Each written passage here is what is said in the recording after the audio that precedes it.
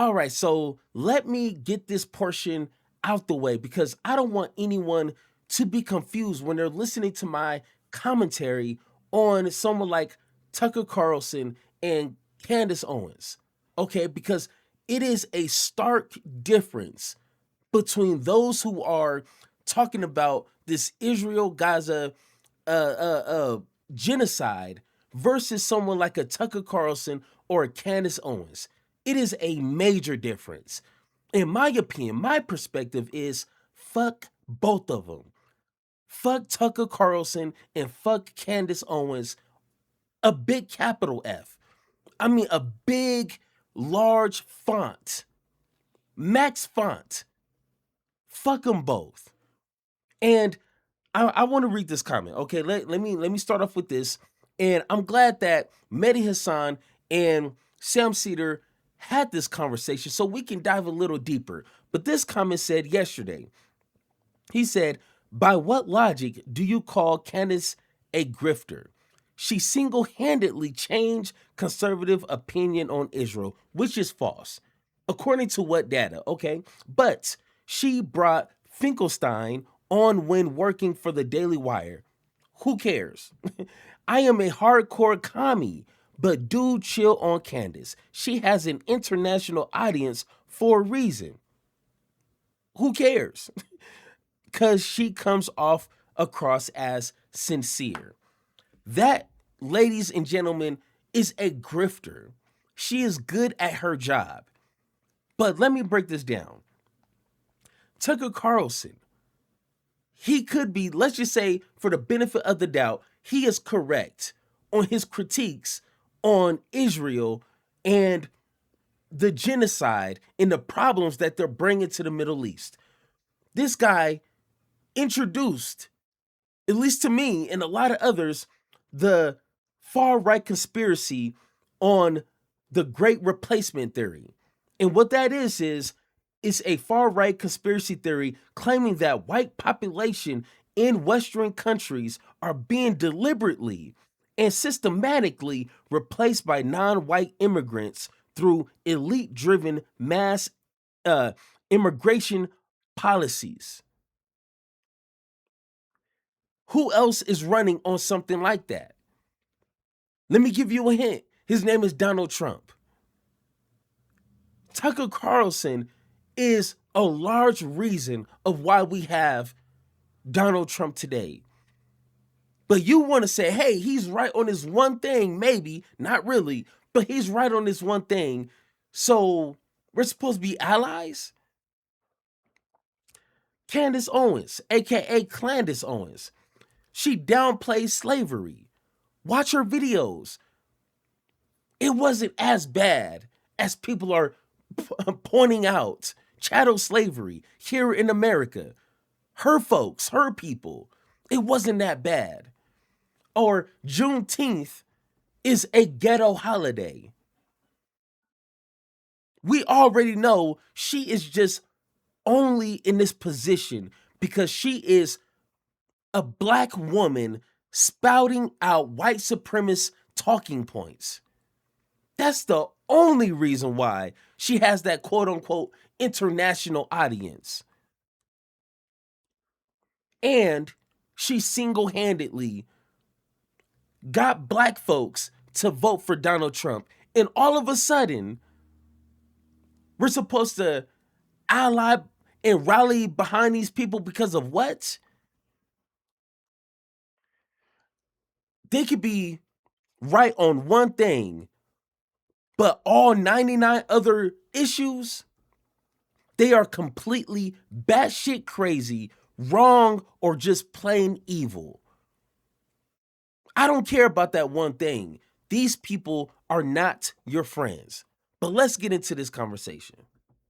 2028. Joe Kent and let me first slow it down. Let me bring it back. All right, let's get to it. Marjorie Taylor Greene was seen in a picture with Tucker Carlson in his home recently in Maine, all sitting around the table. Yes, it was very woody. It was very wood. He loves his wood. There's a lot of wood in Tucker Carlson's house. If you watch his show, as I do, for my sins. Joe Kent, former national counterterrorism director for Donald Trump, quit over Iran, blamed Israel. He has been accused of all sorts of white supremacist neo-Nazi ties when he was running for Congress. He went on Cenk Uyghur's podcast on the Young Turks, and he talked about how they went there to try and persuade Tucker to run for president as the leader of a new third party. What do you make of that? Well, one, I would love it. That would be great. Split the Republican it would vote. split the Republican vote. You don't think it would take a lot of lefties with him? Because me and Shadi Hamid from the Washington Post, we got attacked a few months back when we said that we had gone to visit family and friends, and we noticed that in the Muslim community, at least, a lot of Muslims are like, I'll vote for Tucker Carlson because he's speaking out against foreign wars. Yeah, I mean, I think in the absence of a Democrat who is speaking out against foreign wars, water flows downhill, and there's a lot of people who don't want that. I mean, Now, that at first, if I would, and I don't want to say because of that comment, but it kind of brings me to more of that understanding. Because I would say, nah, I don't think if Tucker Carlson or Candace Owens was to start their own political movement or group, it wouldn't bring too many leftists. No, of course not. No, that is crazy. But after reading that comment, and I had some similar to that, I would not be surprised.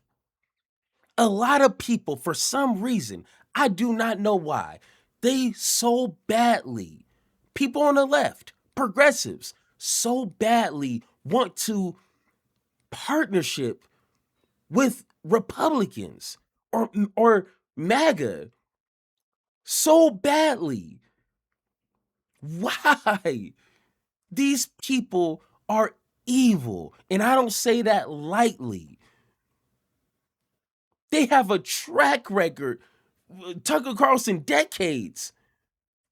I think Candace now is like about a decade of just every single conversation has been evil, lukewarm at best.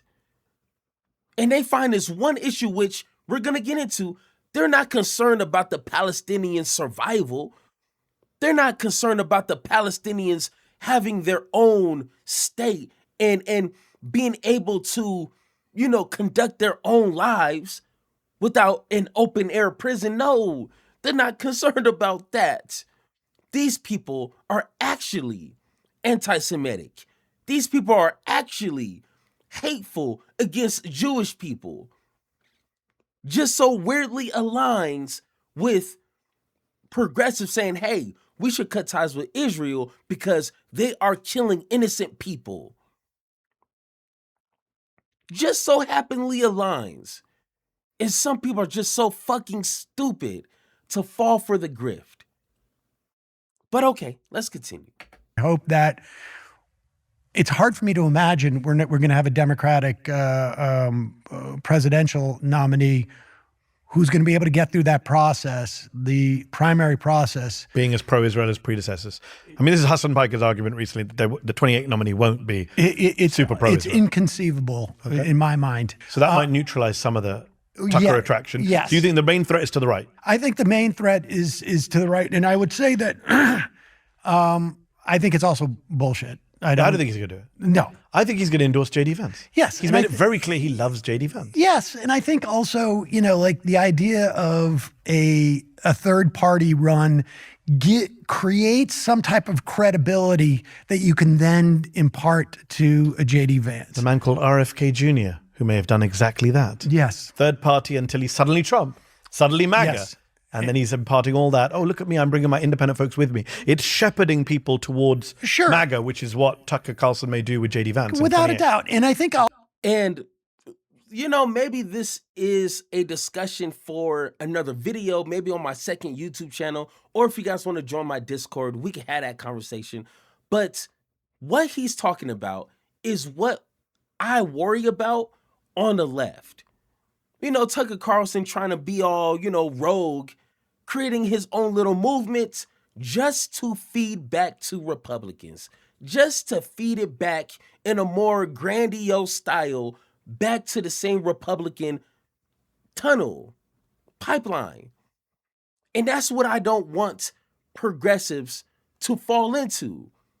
This nice little movement that's getting some traction, and just to be funneled back to the establishment pipeline. We're so anti, but then when it comes to voting, we're just following suit, following right back in line. That's not a real opposition party if you fall right back in line when it matters. You're just creating a distraction, keeping yourself busy until election, and then you're just going to fall back in line. That's what I will not be a part of. So, maybe that's for another conversation. Also, it's a way of getting leverage, right? I mean, RFK ran. I don't think he thought he could win. I think it was a way of negotiating some type of leverage so he could get into that situation. I think he ran thinking he would negotiate with the Democratic nominee and ended up he said with himself, the Republican. I mean, the irony. He called Trump a Nazi and Hitler, which is ironic. Yes. In fact, I think I was on the radio with him when he did that back in the day. But he ran at the beginning when he ran against Biden. People forget that he was running in the Democratic nomination. He was talking a lot about how we have a revolving door and that government is full of people who are transactional. And then he basically admits, I offered, Harris my support if she would give me what I wanted, and she didn't. You're telling me RFK Jr. is a shameless hypocrite? I'm stunned. I would even add a lot more descriptions to that, but on top of it. Bigoted, etc. We can go down the line. Just coming back to these right-wingers who are claiming to be anti-MAGA or anti-Trump, pure MAGA, whatever you want to call it. It's a discussion we've had on this show many times. I talked about it with Crystal Ball. I talked about it with Bassem Youssef. Bassem went on Candace Owens' show, and I said, why'd you do that? And Bassem's argument is, if the house is on fire, you take a bucket from whoever's nearby.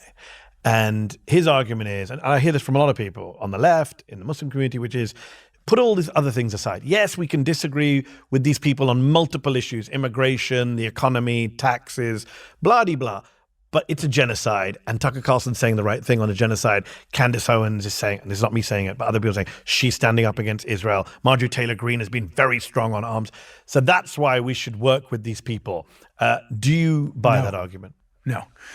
And I'm glad, so glad, that Sam Seder said no.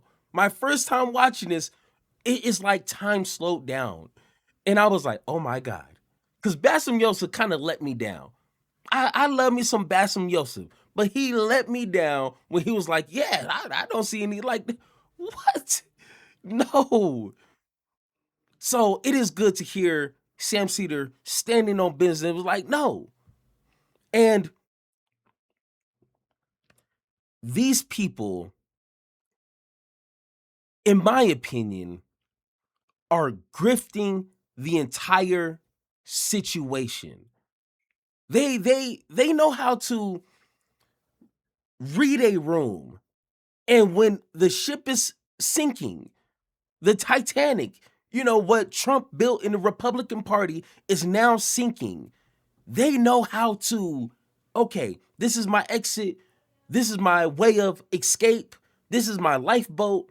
Let me pivot in politics. That is a real superpower. And they're doing it well. And to use Bassem Youssef's example, if your house is on fire, take the bucket of water from whoever. Well, motherfucker, don't take the bucket of water from the person who set your house on fire.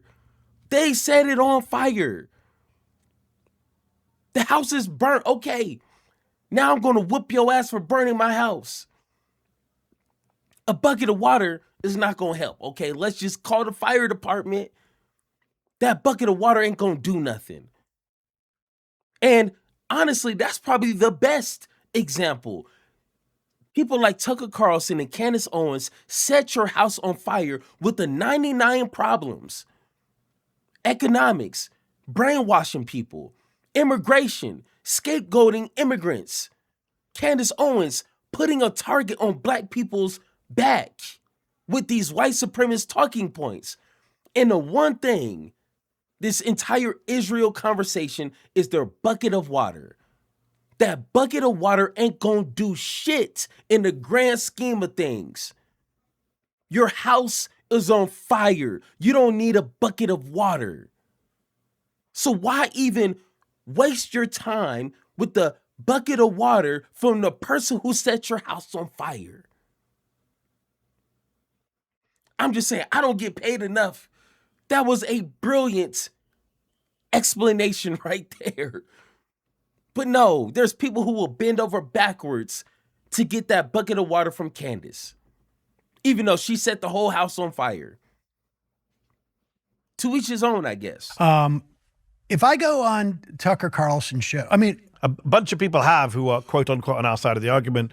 Trita Parsi was on recently talking about Iran. Right. Personally, a good friend of mine. Right. Cenk Uyghur's been on. Anna Kasparian's been on. Right. I'm trying to think of other people, but there's been certain people who've gone on. Am I happy that Tucker Carlson is advocating that we should not be supporting Israel to his people? Yes, that's good.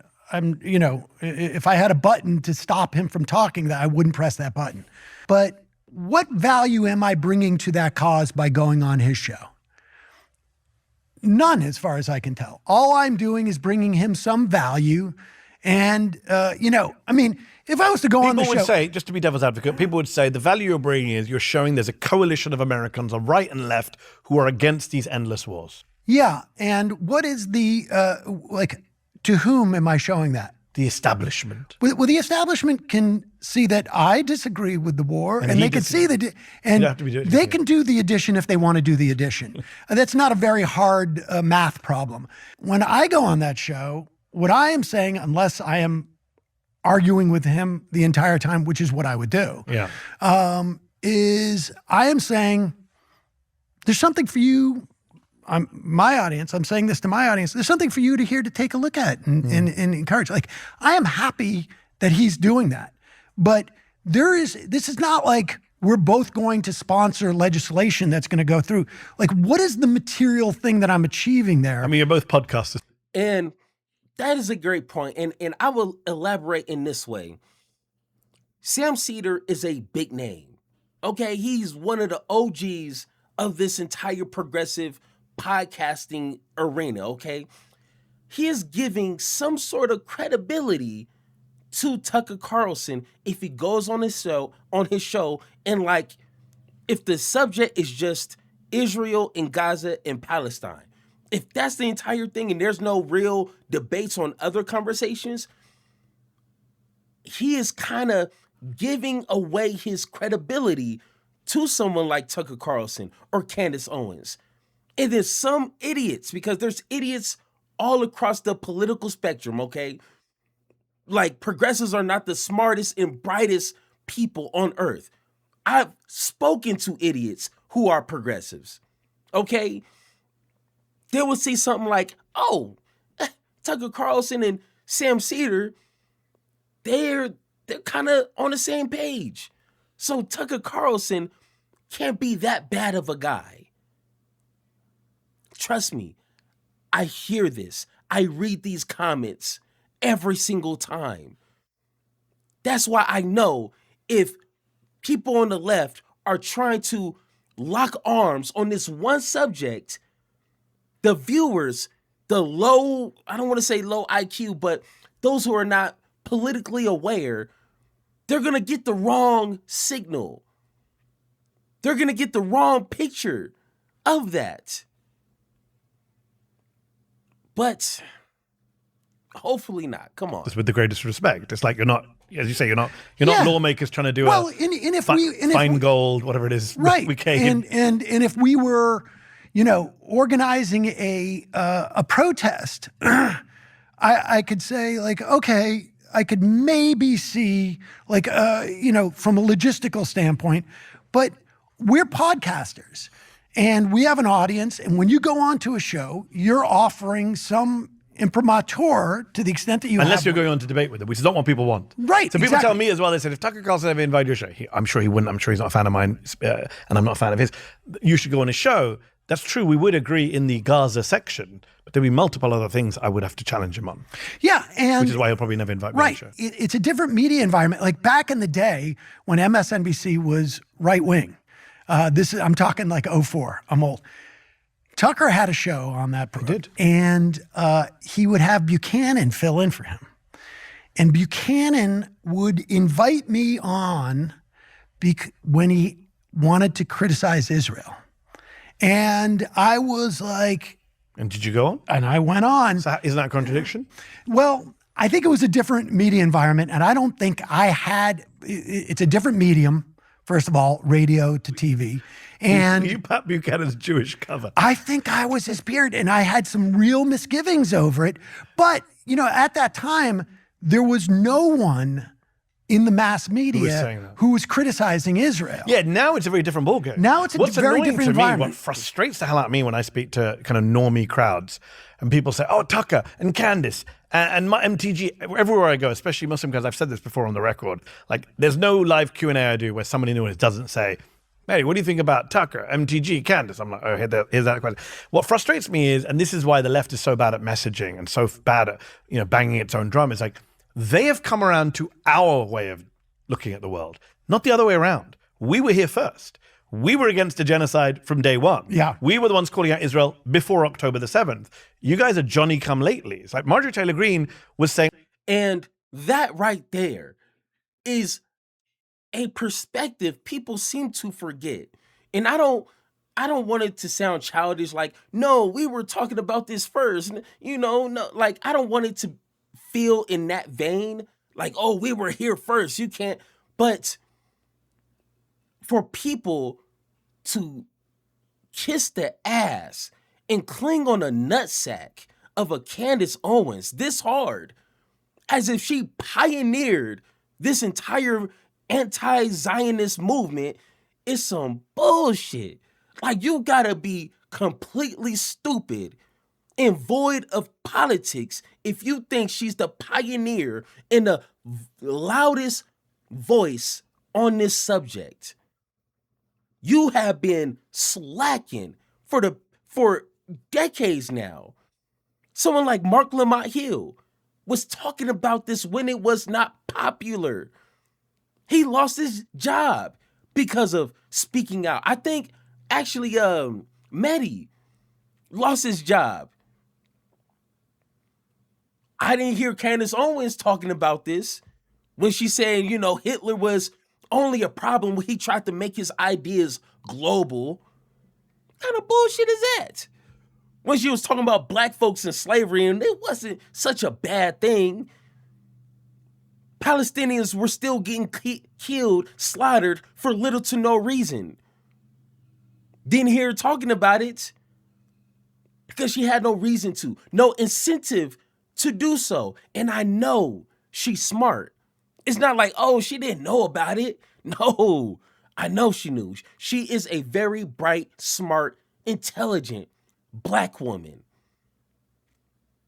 It's just she's evil as fuck.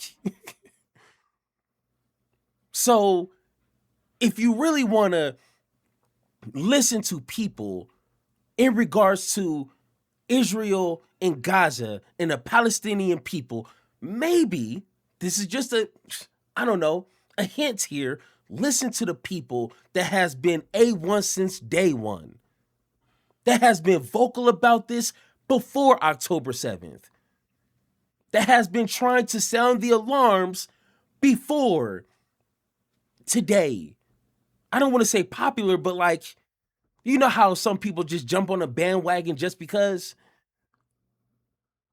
When you were risking your job and your livelihood speaking out against it.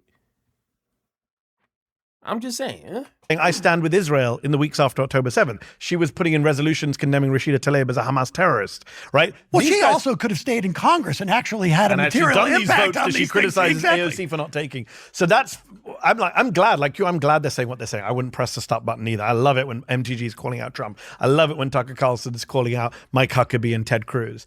But make no mistake, you have come around to our way of thinking and not the other way around. And I'm not going to whitewash. First off, I would also argue that the impetus listen, I remember when Tucker Carlson called Iraqis a bunch of monkeys. Yes. And he said immigrants make America dirty. Yes. I mean, I think if you watch a lot of Tucker Carlson, you see this stuff much more than gets presented. Even now. Yes. Even now. When he's interviewing Huckabee or someone, he's smuggling in great replacement stuff, and there's a lot of brown people in the UK and all of that stuff. 100%. And the impetus for his anti-Israel perspective is not about Palestinian liberation.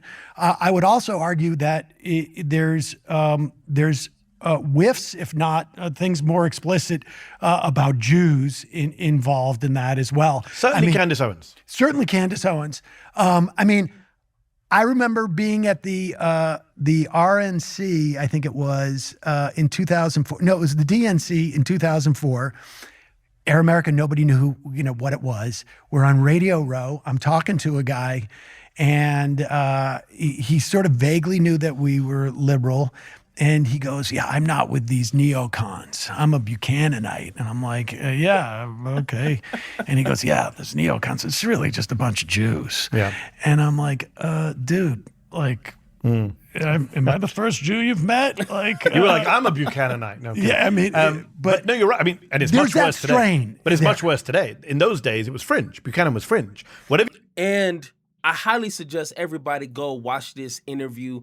Like always, I'm not going to cover just this portion right here, but their entire exchange is pretty amazing. But I would never, just to kind of mimic what Sam Seder said, I would never tell them to stop. I mean, honestly, if I could shut them up, I would shut them the fuck up. Like, I hate these people talking. They make me think dictatorship is okay if it will silence them to shut the hell up. But I know it's not right, so don't tag me in the comments. I know. It's just hearing them talk makes me wish I can restrict their rights, okay? But Jesus is working on me, okay? My bad. But if they want to fight and separate themselves from their own party, cool. Let them duke it out. Let them fight. Enjoy it. Get some popcorn. I done bought some popcorn the other day. Let's sit back and enjoy the show. But they're looking for an off-ramp. They're looking for another group like leeches. They're looking for another host to leech on. Do not be that host. Do not be that idiot to let the leeches suck on you and exploit you for your views, for your money, your support. Do not be that sucker. Let them duke it out. And when they try to come over here, we're like, nah, don't think so. Sorry. Adios, amigo. Then they have nothing to survive on. Hopefully. Then their career just dies off. But at the end of the day, we need to stop being so desperate to befriend MAGA. Some people are redeemable, like Joy Reid, who was 100% against Bernie Sanders in 2016. Now, she can't stop talking about progressives. She can't stop talking about the DSA and how we should not be voting blue no matter who. We need real aggressive progressives out there. Like every other episode, she is like promoting progressives. I like that. But some people, I'm sorry to say, are just so far gone, bro. Let them go. L-I-G it. Let it go. Yeah, let's see That's how you it. do under pressure. Yeah, I've been wanting this shit forever. I've been in the field with whatever they throw at me. Brush it off, pick myself up, moving on to the better. Okay. Hey. Yeah. Ain't no errors, baby, it's a new era. I wake up early feeling rich like I'm Kesha. I get to the paper, boy. Extra, extra. Fuck with me, you know that I got it. Come with me, let's take a trip to the island.